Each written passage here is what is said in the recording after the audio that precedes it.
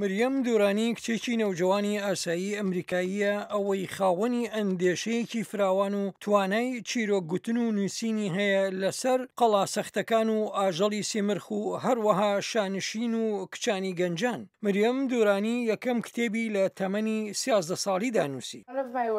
پێشێک لە کارەکانم 9 ملیۆن کەس خوێندویانەتەوە و خەڵکان ئێستاش دەیخوێندنەوە.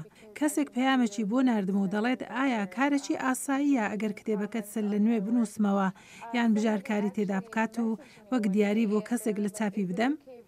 لێرەدا شتێک بە بیرم داهات و گوتم ئەمە بیرۆکەیەکی چاکە، جا بۆچی خۆم ئەم کارە نەکەم و ئەو کتێبانەی دایان نووسم نەیان فرۆشم. مریەم ئێستا تەمەنی 18 ساڵانە و هۆکاری سەرکەوتنی نووسینی کتێبەکانی بۆ باوانی دەگەڕێنێتەوە. عێرفان دوورانی باوکی مریەم یارمەتی کچەکەی داوە بۆ چاپکردنی کتێبەکانی دەیان نووسێت.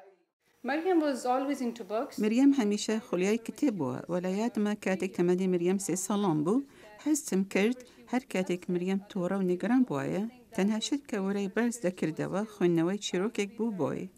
لەو کاتەدا بە بینینی ڕوخساری دەمزانی مریەم چۆتە نێوجیهانی خەیاڵی خۆیەوە.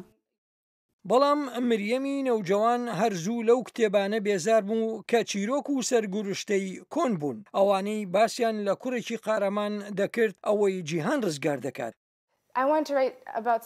ویستم لەسەر کەسایەتێک بنووسم ئەوەی ڕێزی لێدەگرم. لێرەشەوە بیرۆکەی کەسایەتیە سەرچیەکە دادەڕێژم.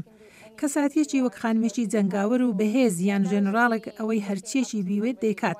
ویستم سەبارەت بە ڕۆڵی پێشەنجی خۆم و کچانی دیکە بنووسم. باوانی مریەم شانازی بە بەرهەم و دەستکەوتەکانی کچەکەیان وەک نووسەرێک دەکەن. ئەوان بە تایبەتیش سربەرزن بەوەی مریەمی کچیان خۆی ناسیوە و بۆتە پێشەوایەک بۆ کچانی دیکەی نەوجەوان ئەوانەی وەک مریەم حیجاب دەپۆشن.